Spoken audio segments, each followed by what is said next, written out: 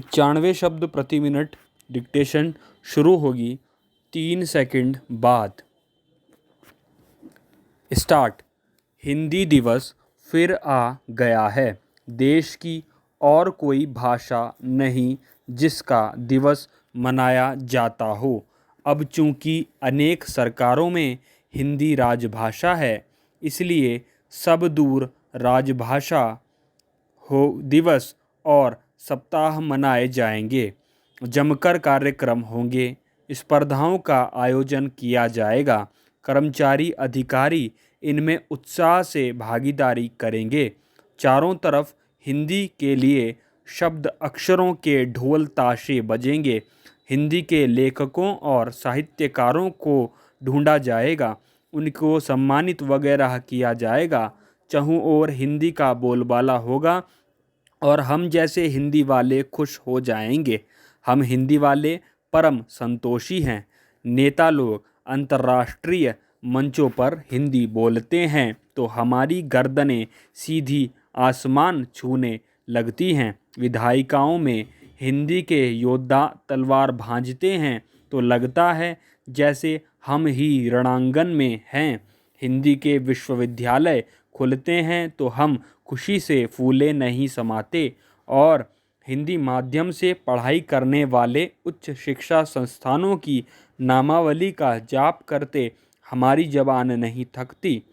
और विदेश मंत्रालय के सौजन्य तथा एयर इंडिया के घाटे में इजाफा करने वाली कृपा से हर 2 साल पर होने वाले विश्व हिंदी सम्मेलन तो हम हिंदी वालों का अनंतिम गौरवगान है, जिसका अनहद नाद हमें सारे ब्रह्मांड में गूंजता सा लगता है। हमको इस बात से बहुत कष्ट नहीं होता कि आर्थिक रूप से कमज़ोर वर्ग के लोग भी अपने बच्चों को हिंदी भाषी स्कूलों में नहीं डालना पसंद करते। मजबूरी के मारे दुलारे ही हिंदी माध्यम वाले सरकारी स्कूलों में जाते हैं। निम्न मध्यम वर्ग से ऊपर के हम लोग तो हिंदी भाषी स्कूलों के इर्द गिर्द की गलियों से गुजरना पसंद न करें। नतीजा यह है कि हिंदी भाषी कुछ राज्यों में हिंदी के स्कूल विद्यार्थियों की कमी से बंद करने पड़ रहे हैं। हाँ, आप कह सकते हैं कि मराठी माध्यम, कन्नड़ माध्यम, तमिल या बांग्ला माध्यम जैसे दूसरी भारतीय भाषाओं के स्कूल भी विद्यार्थियों की कमी से बंद हो रहे हैं, क्योंकि सबसे बढ़िया पब्लिक स्कूल में अपने बच्चे के दाखिले की महामारी सबसे दूर फैली है। हिंदी भले ही राजभाषा है, लेकिन हिंदी भाषी राज्यों तक में उच्च स्तर पर पत्र व्यवहार और फाइलों पर नोटिंग अंग्रेजी में ही होती है। बैठकें अंग्रेजी में चलती हैं। हालांकि मोदी सरकार आने के बाद यह चित्र कुछ बदला है। सरकारी फरमानों और विज्ञापनों को पहले अंग्रेजी में लिखा जाता है, फिर हिंदी में उनका अनुवाद होता है। मसलन विनिधानकर्ता शिक्षा और संरक्षण निधि प्राधिकरण, यह कॉरपोरेट मंत्रालय का विज्ञापन है। यह सूची लंबी है।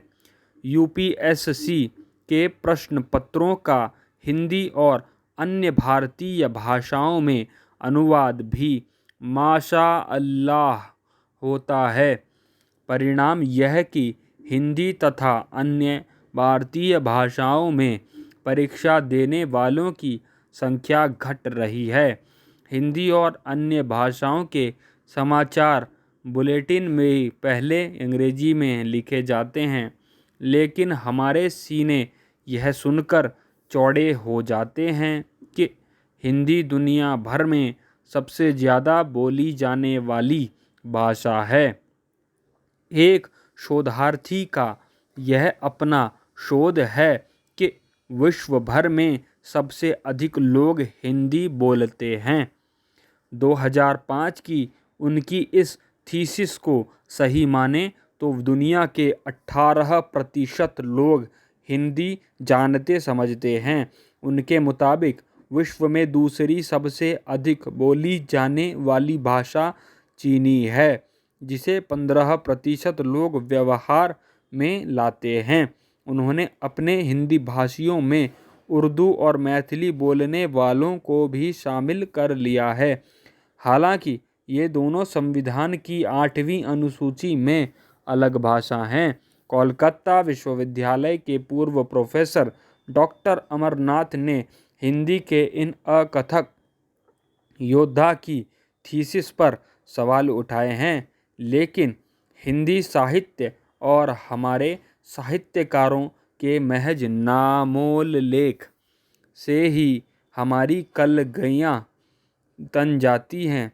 कोई पूछे कि किस पुस्तक की 300 या 500 से अधिक प्रतियां छपती हैं और ये कहाँ बिकती हैं या किन सरकारी पुस्तकालयों में ज़मींदोज होती हैं, किसको ध्यान रहता है कि हम अपने जिन साहित्यकारों और कृतियों का गौरवगान करते हैं उनमें से अधिकतर पुरानी पीढ़ी के हैं और पिछले लगभग 3 दशकों से यह सरिता लगातार सूखती आ रही है।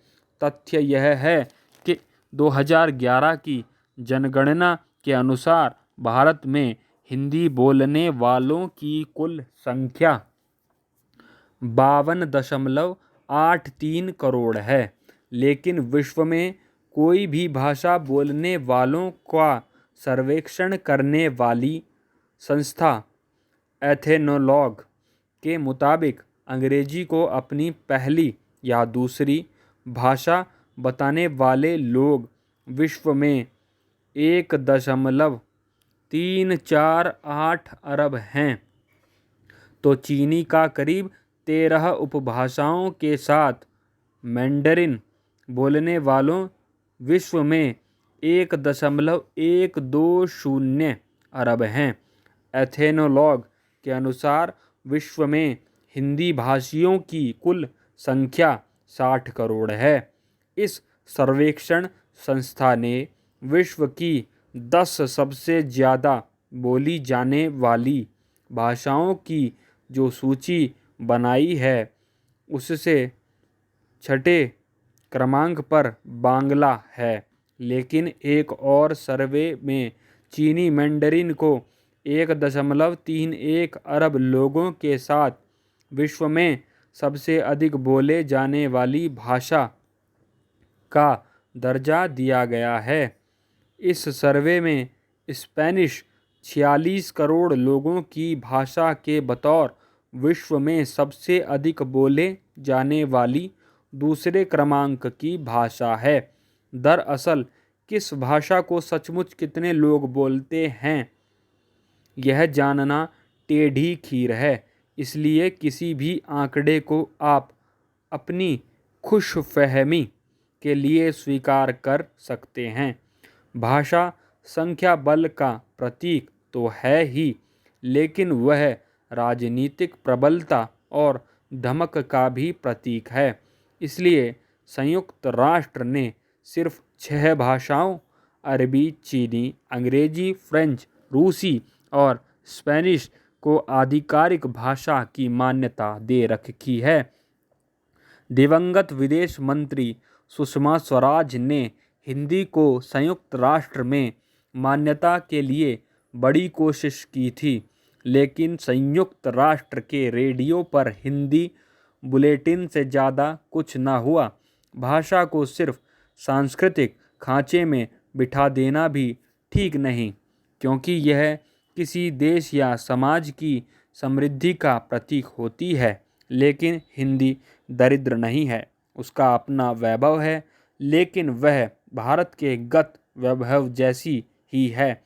उसकी पुनर्स्थापना के लिए सरकारों के साथ समूचे समाज को हाथ पैर मारने होंगे। हिंदी महज बाजारू विज्ञापनों की भाषा बनकर न रह जाए, यह चिंता सारे समाज की होनी चाहिए। आखिर दूसरी भारतीय भाषाओं का हाल भी कोई खास अच्छा नहीं है, इसलिए यह सबकी चिंता का विषय है। स्टॉप।